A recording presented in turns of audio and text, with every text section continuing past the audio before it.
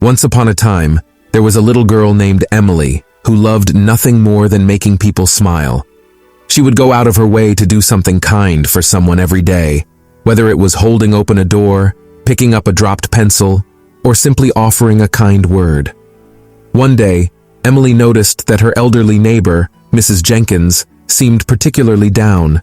She asked if everything was okay, and Mrs. Jenkins confided that she was feeling lonely and missed her husband, who had passed away a few months earlier.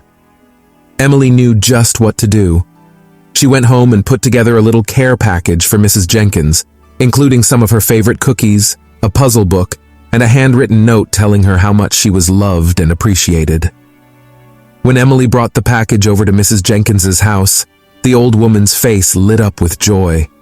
They spent the afternoon together, working on the puzzles and sharing stories.